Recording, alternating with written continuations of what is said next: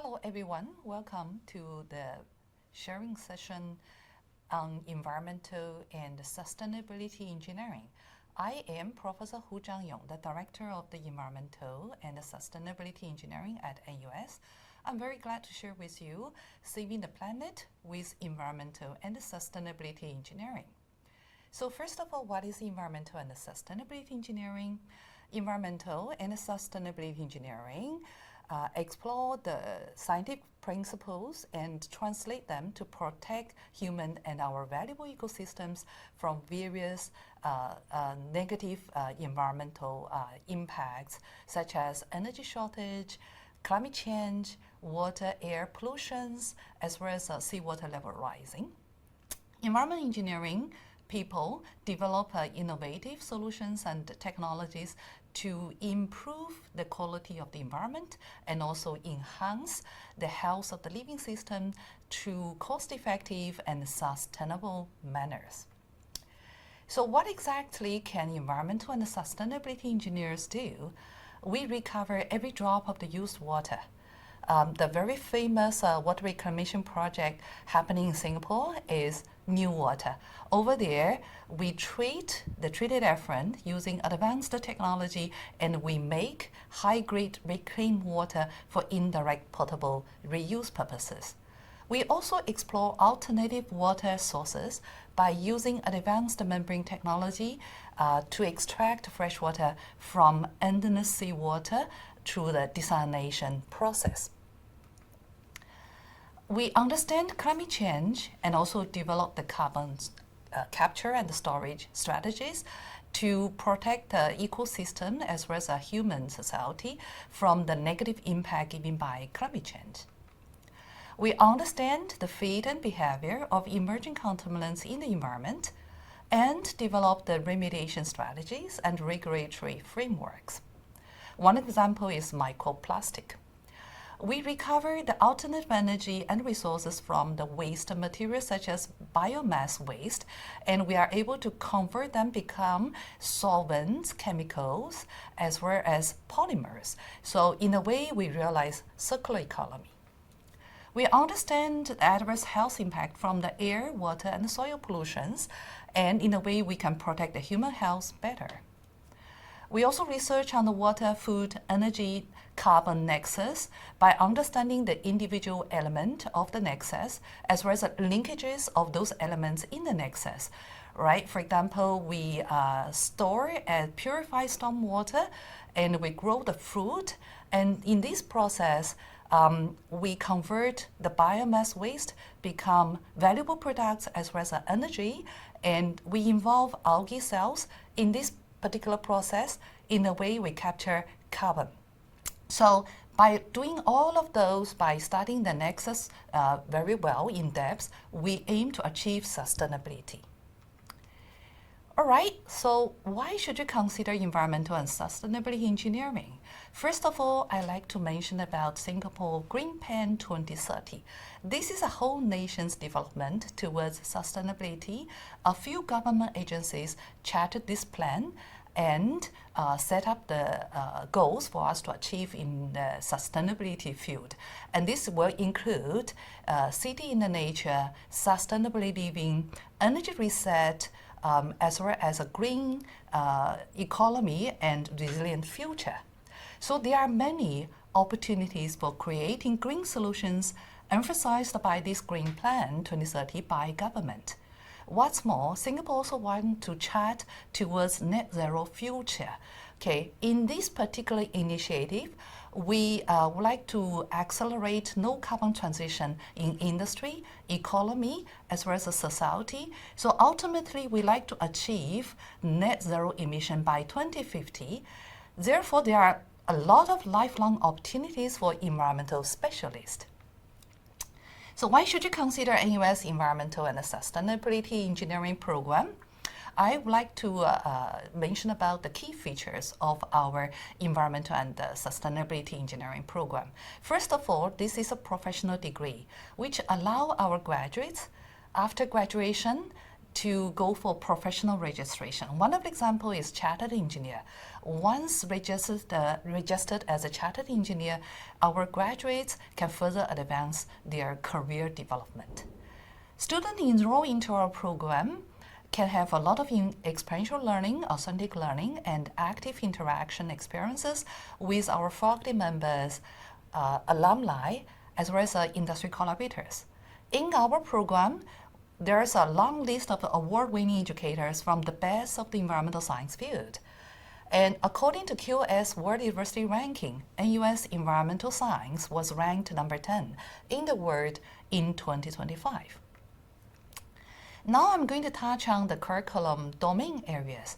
So in our environmental and sustainability engineering program, we comprehensively cover climate change, resource management, circular economy, water quality enhancement, environmental sustainability, water reclamation and reuse, alternative energy sources, as well as air quality management.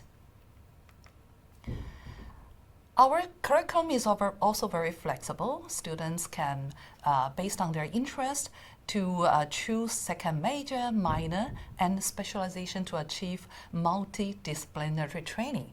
For the minor program, students can consider data engineering, entrepreneurship, geographical information systems, as well as environmental sustainability. For the second major, student can consider sustainable urban development, public health, life sciences, and economics. And students also can consider the specialization in digitalization in urban infrastructure, which is offered by the Department of Civil and Environmental Engineering. Now, I'm going to elaborate a little bit more in terms of how to make use of the unrestricted electives for achieving multidisciplinary training. So student once comes into our program, they will read common curriculum first, and they will then follow up with the major courses. And then after that, they can, based on their interest, to further develop their multidisciplinary training. For example, they can read a minor in public health so that they find a career in environmental and public health field. They also can read a second major in sustainable urban development so that they find a career in environmental and sustainability consultancy field. They also can read a minor in data engineering and/or specialization in digitalization in urban infrastructure so that they develop themselves, become smart urban environmental engineers. They also can read a second major in management so that they find a career in the environmental management field. They also can read a minor in economics so that they develop themselves in the field of environmental business. So with the multidisciplinary training, our students will be well trained, well prepared, and well adapted to the ever-changing job market. Now, I'm going to touch on very interesting part of the student experience. So when they are in their junior years, students learn engineering principles by doing, by practicing. So there are a number of the fun activities for them to participate, for example, field trip sampling, on-site monitoring, project planning, laboratory analysis, as well as a demonstration and application. They also have a lot of experiences outside of the classroom. Students can have a lot of alumni and student dialogue and interact with our alumni in the industry. They can also participate in international coastal cleanup campaign. They also can develop innovative technologies and solutions and participate in engineering innovation challenges organized by professional societies such as IES. Come to their senior years, students have a lot of hands-on real-life experiences. They can join our EZAC student club to go to nearby countries to conduct the project Oceanus, where they make use of advanced membrane technology to improve the drinking water quality for the local villagers. They also can sign up a technical elective and conduct this sustainability project in Indonesia, where they design, construct, build, and operate a low-cost environmental technology to protect their water environment better. And come to their senior years, students have a lot of global exchange opportunities. They can do student exchange at more than 300 foreign universities. Mingsen is currently in our environmental and sustainability program. And he had a very eye-opening and challenging but rewarding exchange experience with Hong Kong University. And Chi Ling currently works in PUB, and she was in our program and graduated in 2021. She went to University of Oulu, a very famous university who have a lot of sustainability subjects to offer in Finland. Over there, she read interesting topics such as nuclear power plants, river restoration, problem faced in water resource management due to climate change, and water treatment in a temperate country, as well as renewable energy. Come to their junior years, students have overseas training program opportunities. Ziwei, our final year student then, represent AUS in Future Sustainability Leader program in Abu Dhabi in 2020. And Hong Yao and Roden, our final year student in last year, presented their paper in Sustainable Build Environmental Conferences in Zurich, Switzerland in last year. And they also own CDE Innovation and the Research Award, as well as Outstanding Undergraduate Research Prizes. Students come to their senior years, they also have the chance to take part in innovation programs. Kochum, our final year student then, together with a number of the AUS alumni, made use of the wasted plastic bottle for water purification and food supply through a zero waste testbed initiative, and this was featured by Today newspaper in 2022. Yishun and Sophia, our final year student then, formed the Green Doctor program. So they recover aluminum and plastic polymers from the medical blister wasted packaging material, and this was featured by Straits Times in 2022. And their team also owned Youth Pharmacist Chapter Sandbox competition in the same year. Students come to our program can consider applying scholarships and awards. For example, they can apply Singapore Sustainability Scholarship offered by PUB and NEA. They can also apply scholarships and sponsorships offered by BCA. And they also can consider applying Engineering Scholar Program, AUS scholarships, and the CDE Master Award. And what's more, CE Department would like to offer the students the 70th Anniversary Award to the incoming student and also to the NAS men who come back in this year. And this will include the Stella Award, which covered the full undergraduate tuition fee, as well as a CDE Master Award with a total fee of $86,000 to the recipients.